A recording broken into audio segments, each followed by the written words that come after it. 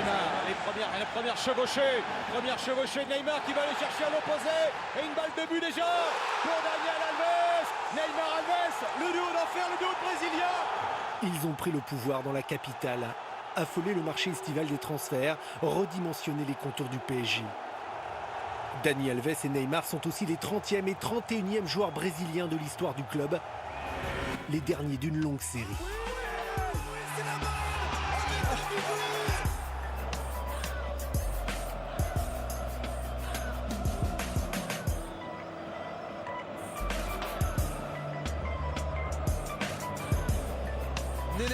Néné dans la surface, Néné la frappe. Et on y joue de plus. Pourquoi une telle concentration de Brésiliens dans un même club? Comment s'explique-t-elle? Que cache-t-elle? Leur présence s'est-elle toujours révélée fructueuse et bénéfique? Ronaldinho face à Rounieux. Ronaldinho et le troisième but. Remonter la filière brésilienne du Paris Saint-Germain, c'est traverser les époques, faire ressurgir des visages et ressusciter des noms, s'éloigner du temps présent pour mieux en savourer les parfums de samba.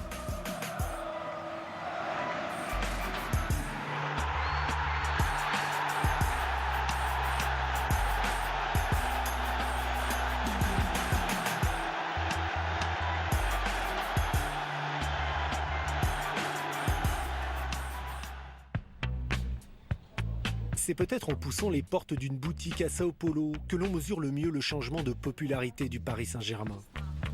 Un club devenu tendance, dont les maillots s'arrachent depuis que le plus beau joyau du pays a rejoint la France.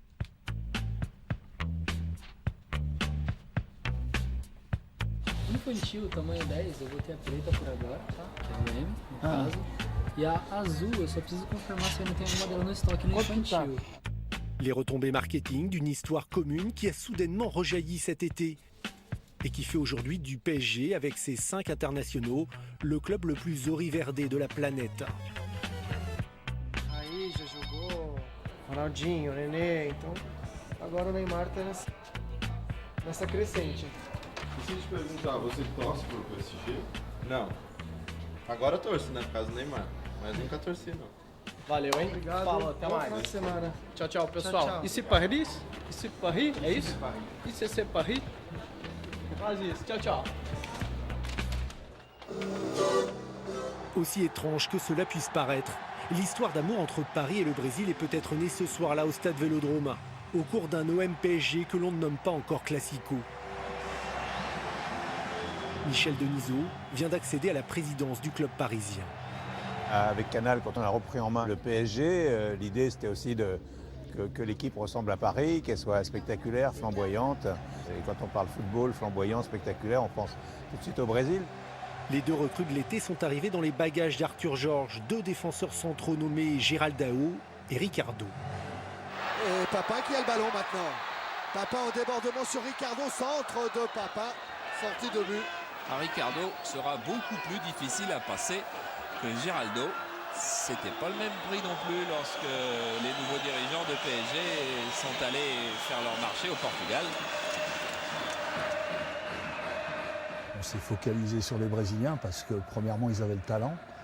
Dans le projet de Canal, ils avaient surtout l'expérience du haut niveau qu'on recherchait. S'en ajoute un troisième, plus petit, plus discret dans les couloirs du Vélodrome, qui vient tout juste de paraffer son contrat. Vous aviez la Fiorentina, il y a un moment vous aviez la Roma, pourquoi avoir choisi finalement Valdo, le Paris Saint-Germain? Primeiro porque o Paris Saint-Germain é uma grande equipe de futebol. E segundo lugar porque concilia as duas coisas, já que eu tenho grandes amigos aqui que é o Ricardo e o Geraldão. Il me dit que parce que Paris Saint-Germain c'est une grande équipe et deuxièmement parce qu'il a deux grands amis, Geraldo et Ricardo. Avec Valdo, poids plume virevoltant, nouveau dépositaire du jeu parisien, le club impose clairement sa patte brésilienne. Paris est devenu exigeant, ambitieux et continue de lorgner plus que jamais sur le Brésil. Quand en 1993, il jette son dévolu sur un grand gaillard d'1,89 m, sage et cultivé, qui n'a encore jamais quitté son pays. Rai est le capitaine de la Seleção. Il trouve à Paris la ville, le club et les dirigeants qui lui ressemblent. 5 saisons qui vont tisser des liens indéfectibles entre lui et le PSG.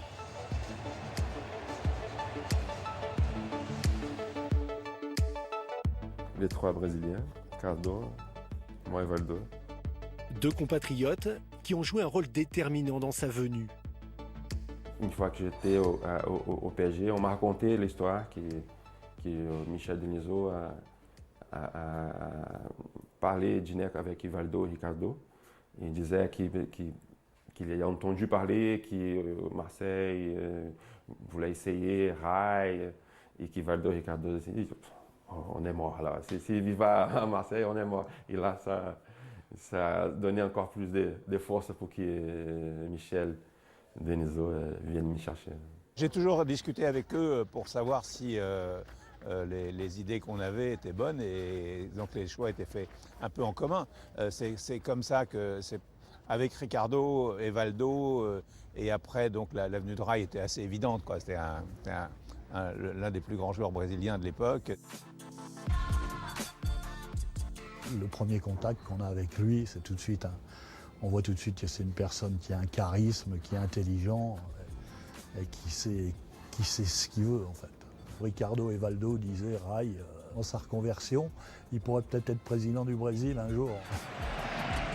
Le trio ne joue que 18 mois ensemble, mais il reste étroitement associé au titre de champion de France en 1994.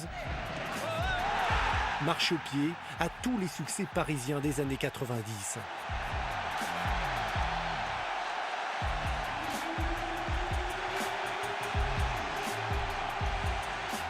Bien sûr qu'ils ont mis une empreinte incroyable dans ce PSG-là, qui était déjà attractif, mais qui le devenait encore plus. Moi, je me souviens très bien ce qu'avait mis en place Michel Denisot. Avant tous les matchs, il y avait un groupe de samba brésilienne qui faisait le tour du terrain, qui mettait de l'animation. Donc, comment dire, c'est pas qu'ils ont piloté le club, mais la référence dans cette équipe-là, et il y avait Weah, il y avait Ginola, mais c'était quand même les Brésiliens, dans le sens où on parlait toujours de Brésil. Quand 4 ans plus tard, il fait ses adieux au parc, dans un dernier tour d'honneur poignant, Rai est devenu l'égérie du club. Le chouchou d'un public qui lui voue une admiration sans borne.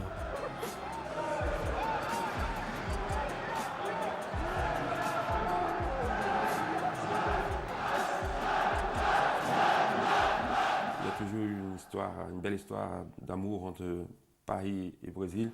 Donc aujourd'hui, quand il y a une base brésilienne dans le club, c'est pas seulement important pour le niveau technique, la capacité qu'ils en ont, mais aussi cette identité avec les supporters qui a une magie en plus. Mais qui sait si le PSG n'est pas passé à côté d'une équipe encore plus brésilienne.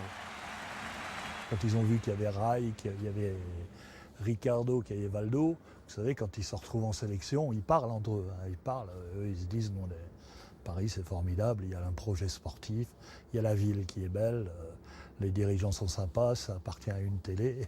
Inutile de vous dire qu'on avait contacté Ronaldo. Il y avait Roberto Carlos aussi qui voulait venir. Bon, là, on était coincés parce qu'on avait droit qu'à 2 joueurs hors communautaire. Si on avait eu la situation actuelle, on en aurait pris 4 ou 5, mais de même niveau.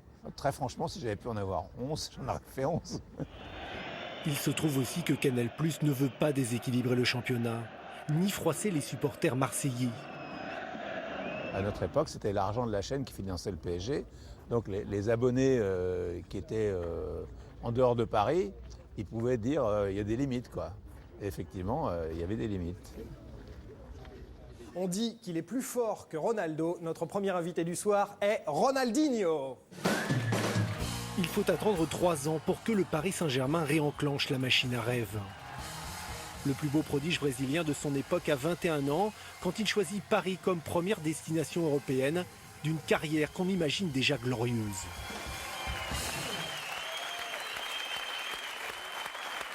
Comment trouvez-vous Paris depuis 24 heures? C'est une très très belle ville, très différente de mon pays, et je suis très heureux d'avoir l'occasion de visiter cette ville. Avec ça, c'est la classe. Ronaldinho dans la capitale, c'est une garantie de spectacle, même par intermittence.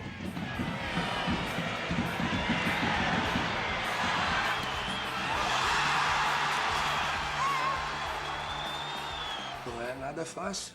Uma cultura diferente, idioma diferente, tudo completamente diferente. Então, no começo não é fácil a fase de adaptação, né? Mas graças a Deus tive muitos companheiros que me ajudaram muito. Foi muito bom começar na Europa, por Paris. Oh, l'interception de Ronaldinho. Ronaldinho qui file vers le but de Rounieux. Ronaldinho face à Rounieux, ballon piqué, but. No começo foi difícil, mas no final tudo deu certo. Luis Fernandez a pourtant fini par se lasser de ses caprices et de sa vie nocturne. Le divorce est consommé à Nantes un soir d'avril 2003. Quand tout champion du monde qu'il est, il doit céder sa place à un quart d'heure de la fin. Une sortie regrettable, mais au moins Ronaldinho aura fait le bonheur du PSG durant 2 saisons.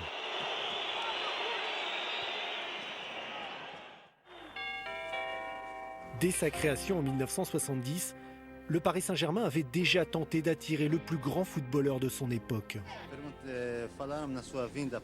On a parlé récemment de votre venue en France pour jouer au Paris Saint-Germain. Était-ce sérieux ? Effectivement, il y a eu des contacts entre les dirigeants parisiens et moi-même. Ils m'ont invité en cette occasion à porter les couleurs de leur club. Mais mon contrat avec Santos n'était pas terminé et j'ai toujours exprimé le désir d'achever ma carrière à Santos, le seul club que j'ai connu. Pelé en profite toutefois pour recommander aux dirigeants parisiens l'un de ses amis, Joël Camargo, un milieu défensif, champion du monde avec lui 1 an et demi plus tôt. Premier match retour opposant les Girondins à droite en maillot français à l'équipe de Paris Saint-Germain au sein de laquelle le Brésilien Joël faisait ses débuts officiels. L'arrivée de ce grand numéro 6 doit permettre aux promus parisiens de franchir un palier, mais très vite elle tourne au fiasco. D'abord un type très sympathique, qui est arrivé avec quand même une notoriété extraordinaire, mais qui n'a pas pu s'exprimer parce qu'il ne pouvait plus jouer physiquement, il était cassé de tous les côtés. Son corps ne portait plus son talent. Et je pense que chez lui, ça a dû être terrible. Ça a dû être terrible. Le souci de ce joueur, c'est qu'il avait des gros problèmes personnels, à savoir qu'il avait eu un accident de voiture quelques mois plus tôt où il avait été responsable de la mort de 2 personnes. Donc ça avait été très compliqué pour lui. On l'avait soupçonné d'avoir consommé de l'alcool, ça avait été très compliqué. Mais nous, à l'époque, on ne savait pas ce détail. On savait qu'il avait eu un accident, mais on ne s'était pas trop... On n'avait pas fait enquête, comme on dit. Donc 2 matchs, et le Paris Saint-Germain se rend compte qu'ils ont fait une énorme erreur, donc du coup, il repart au Brésil.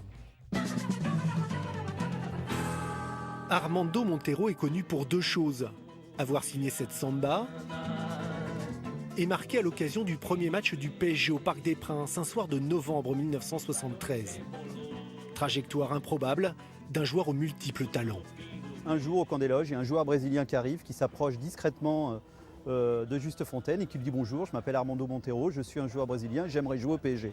Juste Fontaine le regarde et lui dit « Écoutez, moi je vous prends au mot, je vais vous donner un ballon, vous allez me montrer ce que vous êtes capable de faire ». Il rentre dans l'équipe, premier match, il marque. Montero participe activement à la remontée du club avant d'entamer sa 2e carrière de musicien.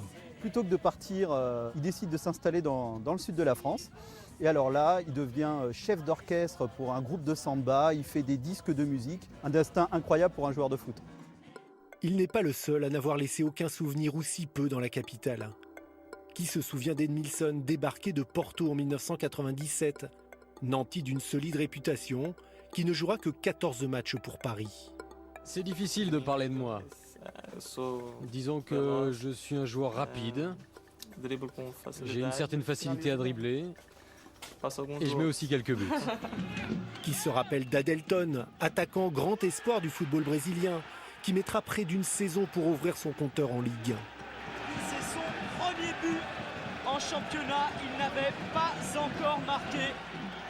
Ou encore de César, ce défenseur central acheté quelques 9 millions d'euros. Ah, ça va être rouge, obligatoirement rouge pour César. Qui s'illustrera de bien tristes façons. Eh ben César, qui était déjà suspendu en Coupe de France, va prendre un colorable en championnat. Au tournant des années 2000, la magie n'opère plus. Van Peta réalise bien un chef-d'œuvre contre Auxerre, mais il s'agit là de son seul but en 7 petites apparitions en Ligue 1. Comme si ces internationaux perdaient tout crédit une fois le pied posé à Paris. On a envie de trouver la bonne affaire. Vous vous retrouvez après dans un monde où le PSG n'est plus une place aussi forte financièrement qu'elle ne pouvait l'être à l'époque. Donc la concurrence est rude, accrue. Vous essayez toujours de trouver la pépite, mais la pépite, si vous n'avez pas l'argent, vous n'avez rien. Le PSG s'obstine à chercher la perle rare, mais continue d'enchaîner les déceptions. Fraîchement recruté à l'été 2003, Reynaldo vit mal la concurrence de Daniel Luboya et s'abrouille avec l'attaquant serbe pour un futile pénalty à Bordeaux, alors que le PSG est mené 3-0, ne va rien arranger à ses affaires.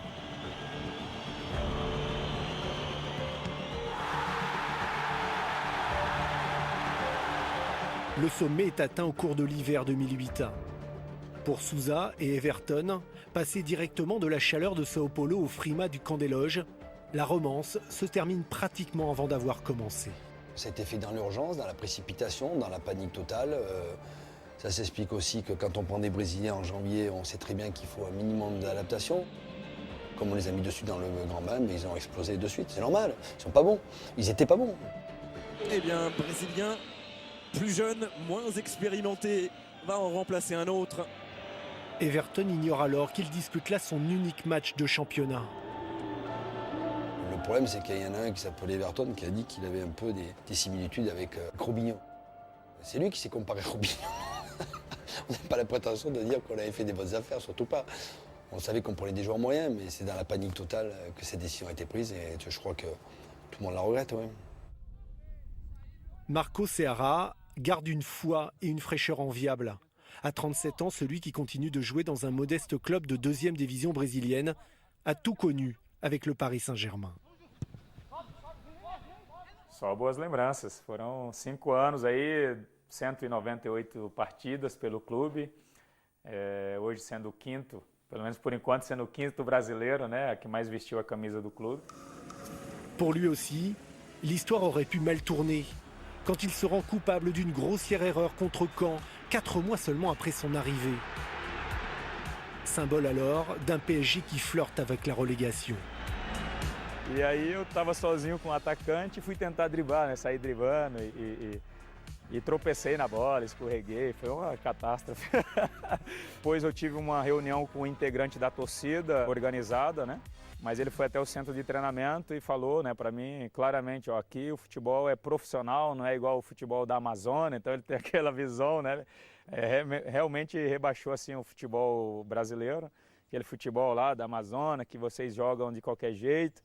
Aqui o negócio é profissional, né? E me intimidou de uma certa forma, né? Qu'a-t-il bien pu se passer en 10 ans pour que même à Rio, le PSG accède au cercle très fermé des clubs qui comptent? Fier désormais de son histoire, Paris a ouvert en 2014 sa propre académie au pied du Corcovado. Une pierre lancée dans le jardin du foot brésilien. A jogada foi perfeita! Essa é a jogada! Sim, antes de eu entrar na academia eu já gostava do PSG e depois que eu entrei então comecei a torcer muito.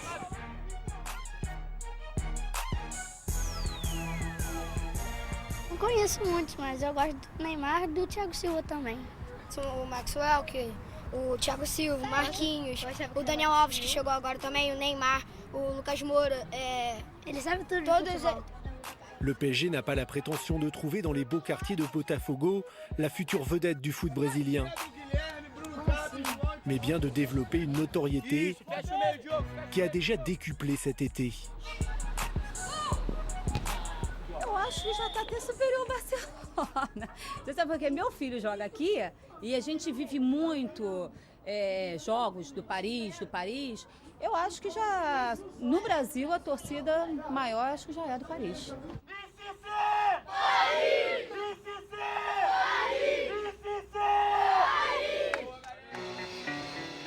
C'est un atterrissage discret, mais ô combien attendu. Après un mois de rumeurs, enfin du concret. Mercredi matin, Leonardo débarque à Paris. Un style et un carnet d'adresses. Avec l'arrivée des nouveaux propriétaires qataris, l'ancien champion du monde brésilien est celui qui apporte un nouveau souffle en cet été 2011. On espère parce qu'il a quand même un bon réseau, surtout sur les jeunes du Brésil, donc on espère tout ça, Ganso, Lucas, ça fait rêver au PSG, donc on espère vraiment que ça arrive rapidement.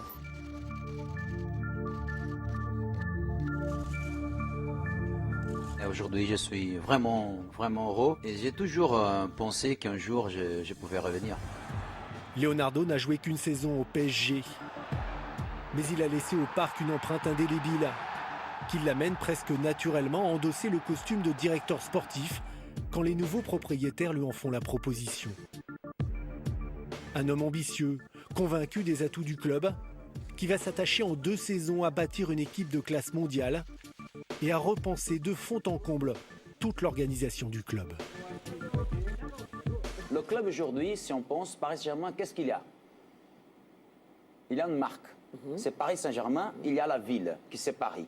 Il n'y a pas un stade propre, il n'y a pas un centre sportif, il n'y a pas la structure qui a changé 7 fois les derniers 5 ans. Il n'y a pas créé une identité de gestion. Et ça, c'est très important.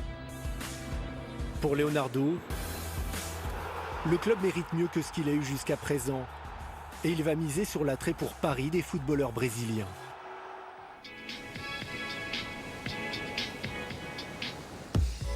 Cinq ans après son départ, la France conserve une place à part dans le cœur d'Alex. E se ser Paris, eu acho que foi a primeira frase que os brasileiros aprendem, né? Chegando no Paris Saint-Germain, né? E Paris, c'est magique, né? Néo-retraité du football, il n'avait jamais imaginé y signer un jour. Encore moins y retrouver en 2012 3 autres Brésiliens, Serra, Néné et Maxwell. Achei apartamento muito bom, eu vivia próximo a Champs-Élysées, ao Arco do Triunfo, né? E pô, pra gente foi muito bom. Eu ficava encantado, porque a gente sempre pegava a Champs-Élysées, subia todinha e passava pelo Arco do Triunfo. Morava no mesmo prédio do Thiago Silva, a gente praticamente ia juntos quase todos os dias para os treinamentos, né? O Maxwell também era muito próximo da gente, tanto o Thiago Mota, e depois acabou chegando o Lucas e o Marquinhos novos, né? E acabou buscando na gente ali, né, o apoio, né? Et moi, je voulais connaître la ville, les choses de Paris même, de savoir les restaurants, les petits coins bien pour manger, parce que j'adore ça. C'est une ville il y a tout à faire, pas seulement les fêtes, mais les choses, les événements, le glamour, tu vois, les Fashion Week et tout. Les femmes, elles adorent, c'est romantique, tu vois, la Tour Eiffel. Je pense que n'importe quelle personne arrive à Paris et c'est une ville que tout le monde voulait connaître. Donc, moi, je profitais de ça aussi. La ville les aimante, les autres Brésiliens les rassurent. Une intégration facilitée par la présence à ce moment-là de Marco Ceará, ordonné pasteur de l'église évangélique, dont tous ses compatriotes sont des fidèles. Quando nós reunimos esses brasileiros ali, os jogadores no PSG, né, eu consegui, já estava ali já há algum tempo, consegui unir o útil ao agradável. Toutes les semaines, j'étais là-bas avec lui. C'est une personne incroyable. On était comme des frères même. Sa famille, moi, il m'a aidé beaucoup au début. Venait beaucoup de monde, de Brésiliens, de Français. On a invité les joueurs et tout. Tout le monde adorait, donc c'était vraiment bien. Ceará parti, la tradition des réunions se poursuit chez Alex, puis aujourd'hui chez Lucas. Depende quando você tem mais jogadores que é da mesma religião que a sua, né, que exerce a mesma fé que a sua, né, é muito mais fácil. No Paris Saint-Germain, eu encontrei essa facilidade, né. Est-il possible de lier les époques? Très prégnant chez les supporters, l'héritage brésilien du PSG a eu peu de poids dans la venue cet été de Neymar. Hormis l'envie chez ce joueur jovial et facétieux de prolonger à Paris une amitié née en sélection avec Dani Alves ou Thiago Silva. Oui, je crois que c'est les Brésiliens. Les Brésiliens sont toujours comme ça, même s'ils passent pas un bon moment, je crois qu'ils doivent rigoler tous les jours. La manière un peu comme on est, tu vois, je pense que ça sent au club. Et les gens, ils aiment bien parce que voilà, on voit que ça continue à venir des Brésiliens de plus en plus. Quand Paris impose désormais sa puissance à la face de l'Europe, imagine-t-il que le Brésil aussi retient son souffle? Et là, tous les matchs du Paris Saint-Germain, c'est indirect. Les gens regardent beaucoup la Ligue des Champions. Je crois que les gens sont très heureux pour ça. Et nous aussi parce que On a des joueurs incroyables, mais au Brésil, je crois que tout le monde maintenant ils sont supporters de Paris Saint-Germain, surtout après l'arrivée de Dani et de Neymar. Une passion brésilienne, une histoire de samba, dont tous veulent se convaincre que les plus beaux airs restent à écrire.